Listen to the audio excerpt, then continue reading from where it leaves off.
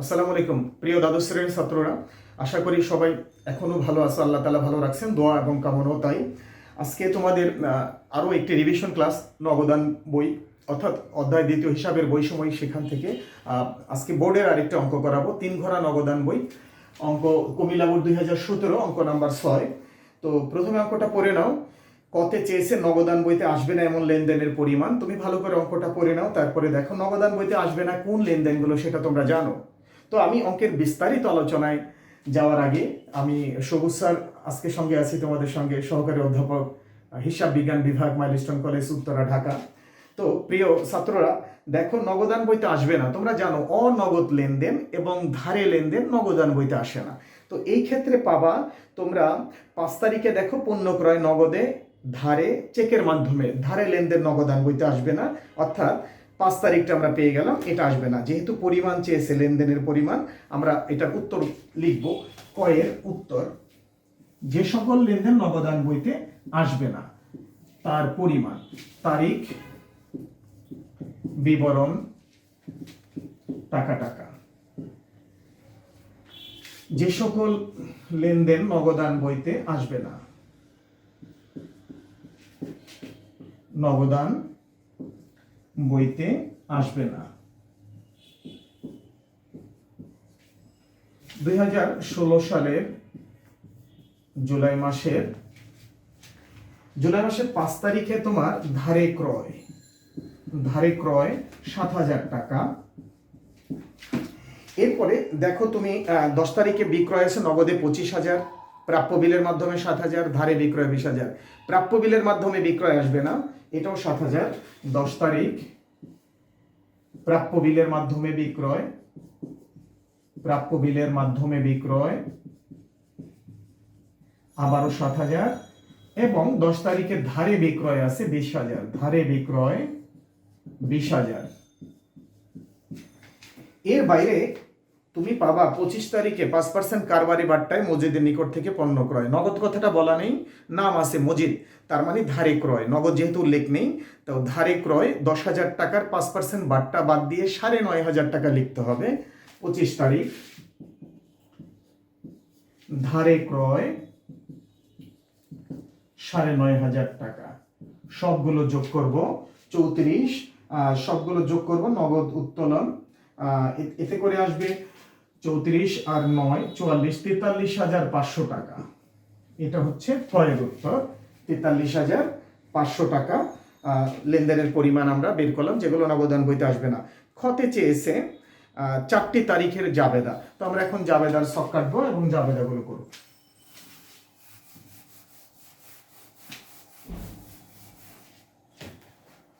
জাবেদার ছক কাটছি, 4টি লেনদেন দিয়ে তোমাকে জাবেদা করতে বলেছে। তো জাবেদার তারিখ, বিবরণ, ডেবিট ক্রেডিট, ডেবিট টাকা, ক্রেডিট টাকা, খতিয়ান পৃষ্ঠা, বিবরণ, তারিখ, জাবেদা। তো দেখো জাবেদা চেয়েছে তোমার 10 তারিখ, ধারে বিক্রয়, পণ্য বিক্রয় 2016 জুলাই 10। একসঙ্গে 3টি লেনদেন আছে, মানে বিক্রি করেছি নগদে, এ কারণে নগদান হিসাব ডেবিট। বিক্রি করেছি প্রাপ্য বিলের মাধ্যমে, 10 তারিখে বিক্রয় করেছি নগদে, নগদান ডেবিট তোমার 25,000 টাকা। প্রাপ্য বিল হিসাব ডেবিট, বিলের মাধ্যমে, প্রাপ্য বিলের মাধ্যমে বিক্রি করেছি 7,000 টাকা। এরপরে তোমাকে বলেছে ধারে বিক্রয় 20,000 টাকা। তো প্রাপ্য হিসাব ডেবিট, একটা প্রাপ্য বিল আর একটা প্রাপ্য হিসাব, মানে দেনাদার যেটা, প্রাপ্য হিসাব ডেবিট 20,000 টাকা। সব মিলিয়ে বিক্রয় হিসাব ক্রেডিট, এটাকে বলে মিশ্র জাবেদা, অর্থাৎ একাধিক ডেবিট ক্রেডিট, 52,000। 50, 45, 52,000 টাকা টোটাল ক্রেডিট। এরপরে তোমার কাছে চেয়েছে 15 তারিখ, দেনাদার কর্তৃক 2% বাট্টা বাদে সরাসরি ব্যাংকে জমা। তো 15 তারিখের জাবেদা, ব্যাংক হিসাব ডেবিট, 24,250, প্রদত্ত বার্তা ডেবিট 500, যত এসেছিল ব্যাংক প্রদত্ত বার্তা ডেবিট, দেনাদার হিসাব ক্রেডিট, অর্থাৎ বার্তা আর এটা যোগ করে এখানে দেনাদার ক্রেডিট। বার্তাটা যত এসেছিল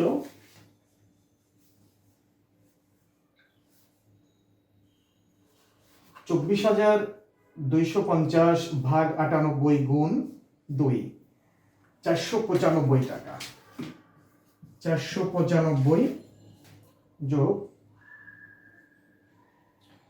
24,745, 24,745 টাকা দেনাদার ক্রেডিট।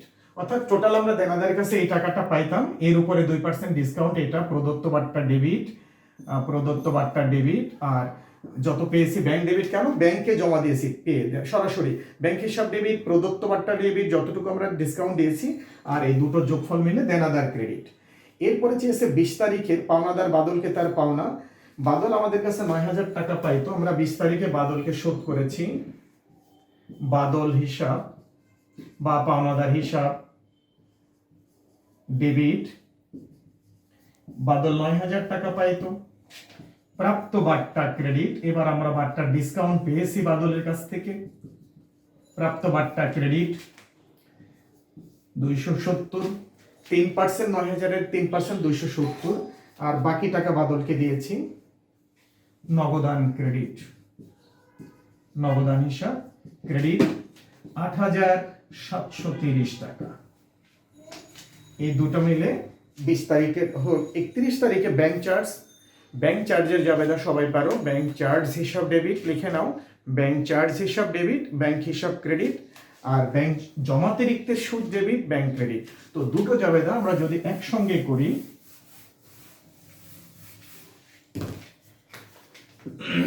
একটা হচ্ছে ব্যাংক চার্জ হিসাব ডেবিট, আর ব্যাংক জমাতিরিক্তের সুদ ডেবিট, দুটোই ডেবিট, দুই ডেবিট একসঙ্গে, ব্যাংক জমাতিরিক্তের সুদ ডেবিট, ব্যাংক হিসাব ক্রেডিট, ব্যাংক হিসাব ক্রেডিট। ব্যাংক চার্জ দেয়া আছে, ব্যাংক চার্জ ধরতে বলেছে 200 টাকা, আর ব্যাংক জমাতিরিক্ত সুদ 500 টাকা, 200, 500 এবং দুটো মিলে হবে 700 টাকা। এটা ছিল 31 তারিখের জাবেদা। এই চারটি জাবেদা এখানে দেখানো হলো। এটা ক্ষয়ের আনসার গেল, এবার গতে যাব আমরা। ডিয়ার স্টুডেন্ট, এবার তোমাদেরকে আমি গয়ের আনসার দেখাচ্ছি। গতে চেয়েছে উপযুক্ত ঘর বিশিষ্ট নগদান বই। উপযুক্ত ঘর বিশিষ্ট মানে যদি নগদ এবং ব্যাংক লেনদেন থাকে তাহলে 2 ঘরা নগদান বই, শুধু নগদ হলে 1 ঘরা। নগদ, ব্যাংক এবং বাট্টা, দ্যাট ইজ নগদ বাট্টা। পূর্ণ নিষ্পত্তির বাট্টা আছে 20 তারিখে, 15 তারিখে বাট্টা আছে, যেহেতু নগদ বাট্টা আছে সেহেতু এটা হবে 3 ঘরা নগদান বই, এবং 3 ঘরা নগদান বইয়ের 14টি ঘর, যেটা জানো ছকে। তারিখ বিবরণ, রসিদ নং, খতিয়ান, পৃষ্ঠা, নগদ টাকা, ব্যাংক টাকা, বাট্টা, তারিখ বিবরণ, ভাউচার নং, খতিয়ান, পৃষ্ঠা, নগদ টাকা, ব্যাংক টাকা এবং বাট্টার টাকা, ডেবিট ক্রেডিট, 3 ঘরা নগদান বই। এর উপরে আমরা 2000 অনিকের 3 ঘরা লিখতে পারি, অনিকের 3 ঘরা নগদান বই। অঙ্কটা হচ্ছে 2016 সালের জুলাই মাসের 1 তারিখ। নগদ উদ্বৃত্ত ছিল 20,000 টাকা এবং ব্যাংক উদ্বৃত্ত 10,000 ক্রেডিট ছিল। তো 2016 জুলাই মাসের 1 তারিখ ব্যালেন্স বেরি নগদের ঘরে 20,000 টাকা এবং ব্যাংক উদ্বৃত্ত লেখা ছিল ক্রেডিট, এ কারণে ব্যাংক জমাতিরিক্ত নির্দেশ করে এবং ক্রেডিট পাশে লিখব ব্যালেন্স বেরি ব্যাংকের ঘরে 10,000 টাকা। 5 তারিখে পণ্য ক্রয় নগদে 4,000 টাকা, ধারে 7,000 টাকা। ধারের লেনদেন নগদান বইতে আসবে না, যেটা তোমরা কতে জেনেছো। চেকের মাধ্যমে 10,000 টাকা। তাহলে ক্রয় করার কারণে নগদ টাকা এবং ব্যাংক জমার টাকার পরিমাণ কমবে, এ কারণে আমরা ক্রেডিট পাশে লিখব ক্রয় হিসাব 5 তারিখ, নগদ টাকার ঘরে 4,000 এবং ব্যাংক থেকে যাবে 10,000, যেহেতু চেকের মাধ্যমে কিনেছি। মাঝখানে বলা ছিল ধারে 7,000, এটা নগদান বইতে আসবে না। এরপরে 10 তারিখ পণ্য বিক্রয় নগদ 25,000 টাকা। তুমি বইটা পড়ে নাও, নগদ 25,000 টাকা। তাহলে ডেবিট পাশে বিক্রয় নামে নগদের ঘরে 25, প্রাপ্য বিলের মাধ্যমে 7, এটা আসবে না, কারণ জাবেদা হচ্ছে প্রাপ্য বিল হিসাব ডেবিট, বিক্রয় হিসাব ক্রেডিট, অনগদ লেনদেন। ধারে লেনদেন ও ধারে 20,000 টাকা, তাহলে 10 তারিখের প্রথম অংশের নগদ বিক্রয় 25,000 টাকাই শুধু নগদান বইতে আসবে ডেবিট পাশে, কারণ টাকা আসছে ডেবিট পাশে। বিক্রয় হিসাব 10 তারিখ 25,000 টাকা নগদের ঘরে, আর এখানে চেক বলে নাই যে ব্যাংকের ঘরে লিখবো। আর 10 তারিখের দ্বিতীয় দুটো আইটেম আসবে না, অর্থাৎ বিলের মাধ্যমে বিক্রয় এবং ধারে বিক্রয়। 15 তারিখ দেনাদার কর্তৃক 2% বাট্টা বাদ দিয়ে সরাসরি আমাদের ব্যাংকে 24,250 টাকা দেনাদার দিয়েছেন। আমাদের ব্যাংক জমার পরিমাণ বেড়েছে, এ কারণে ডেবিট পাশে দেনাদার হিসাব নামে ব্যাংকের ঘরে 24,250। 2% বাট্টা বাদ দিয়ে দিয়েছে টাকাটা, তাহলে 2% বাট্টাটা বাট্টার ঘরে লিখবো 495। এখানে 495 টাকা বাট্টা আসবে। সেই বাট্টাটা বের করা একটু ডিফিকাল্ট, সেটা হচ্ছে তুমি এইভাবে বাট্টাটা বের করবা। আমরা পেয়েছি 24,250, সেটা 98%, আর 2% হবে 495 টাকা।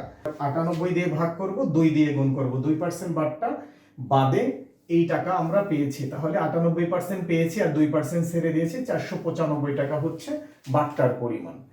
এরপরে 15 তারিখের পরে 18 তারিখ কন্ট্রাক্টটি ব্যাংকে জমা দেওয়া হলো 25,000 টাকা, তো দুই পাশেই বসবে।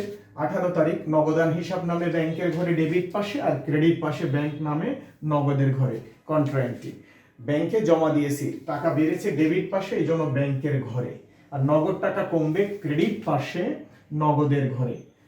ব্যাংকে বেড়েছে, নাম হবে নগদান, অর্থাৎ নগদ টাকা থেকে ব্যাংকে টাকা গেল আর নগদ টাকা কমে গেল, ব্যাংকে জমা হলো, এই জন্য বিপরীত নাম হয়। 20 তারিখ পাওনাদার বাদলকে তার পাওনা 9,000 টাকা, বাদল আমাদের কাছে 9,000 টাকা পাইতো, 3% বাট্টায় শোধ করেছি, তাহলে ক্রেডিট পাশে টাকা চলে যাচ্ছে বাদল হিসাব, পাওনাদার হিসাব। 9,000-এর 3% 270 টাকা, বাট্টার ঘরে 270, আর 9,000 থেকে 270 বাদ দিয়ে বাকি 8,730 টাকা আমরা নগদের ঘরে লিখব, নগদে শোধ করেছি। 25 তারিখে 5% কারবারি বাট্টায় মজেদের নিকট পণ্য ক্রয়, এটা ধারে ক্রয়, যা কিনা কতে বলা হয়েছে ধারে ক্রয়, নগদান বইতে আসবে না। 9,500 টাকার পণ্য হবে 5% বাট্টা বাদ দেওয়ার পর, এটা নগদ লেনদেন না, বাকির লেনদেন, এ কারণে আমরা নগদান বইতে 25 তারিখটা নিব না। 31 তারিখ ব্যাংক চার্জ ও ব্যাংক জমাতিরিক্তের সুদ 200 টাকা এবং 500 টাকা দুটোই ক্রেডিট পাশে যাবে, কারণ ব্যাংক জমাতিরিক্তের সুদ মানে আরও অ্যাকাউন্ট থেকে টাকাটা মাইনাস হবে, এই কারণে ক্রেডিটে জমার পরিমাণ বাড়বে না, বরং মাইনাসকে আরও মাইনাস করবে। আর ব্যাংক চার্জ তো অবশ্যই আমাদের প্রতিষ্ঠানের জন্য খরচ, অ্যাকাউন্ট থেকে কাটা হবে। ক্রেডিট পাশে ব্যাংক চার্জ নামে ব্যাংকের ঘরে 200 টাকা, এবং আবারও 31 তারিখ লিখবো ব্যাংক জমাতিরিক্তের সুদ হিসাব, ব্যাংকের ঘরে 500 টাকা। আর কোনো লেনদেন ছিল না, এবার রেজাল্ট বের করা। ডেবিট পাশে নগদের যোগফল 20 আর 25 45,000, এটা আমরা ক্রেডিট পাশে নিয়ে যাব। এই 45,000 থেকে টাকা থেকে 4,000, 25,000 29, আর 8,730, অর্থাৎ টোটাল 37,730 বিয়োগ করলে বিয়োগফল হবে 7,270 টাকা, এটার নাম হবে ব্যালেন্স সিডি। মাসের শেষ তারিখ জুলাই মাস 31 তারিখ, এই জন্য 31 তারিখ দিয়ে ব্যালেন্স সিডি। এবার ব্যাংকের রেজাল্ট বের করব। ব্যাংকের ডেবিট পাশ আর ক্রেডিট পাশের মধ্যে কোনটা বড়? এই পাশটাই বড়, যোগফল ডেবিট পাশেই বড়। 49,250 টাকা, এটা ক্রেডিট পাশে নিয়ে যাব। এটা থেকে 10,000 10,000 20, আর 200 আর 500 700, 20,700 টাকা বিয়োগ করব, বিয়োগফল 28,550, এটার নাম দেব ব্যালেন্স সিডি। তো নগদান এবং ব্যাংকের রেজাল্ট বের হয়ে গেল। এবার আমরা বাট্টার জাস্ট যোগফল নামাবো, 495 ক্লোজ করে দিব, আর এখানে 270, এটা ক্লোজ করে দিব, ব্যালেন্স করব না। আর ঠিক জুলাই মাসের পরের মাসের নাম আগস্ট মাস, এখানে আমরা আগস্ট মাসের 1 তারিখ দিয়ে ব্যালেন্স বিডি লিখে উত্তরটা আবার এইদিকে নিয়ে আসব, অর্থাৎ নগদের রেজাল্ট 7,270 এখানে লিখব, আর 28,550, 28,550 এটা ব্যাংকের ঘরে লিখব। এভাবে আমাদের গয়ের আনসারটা শেষ হবে। আজ এ পর্যন্ত আশা করি অঙ্কটা বুঝতে পেরেছো, অত্যন্ত সহজ, এটা রিভিশন ক্লাস ছিল, আগেই বলেছি, তো প্র্যাকটিস করবে। সবার জন্য সুস্বাস্থ্য কামনা করে আজকের ক্লাস এখানে শেষ করছি। আল্লাহ হাফেজ।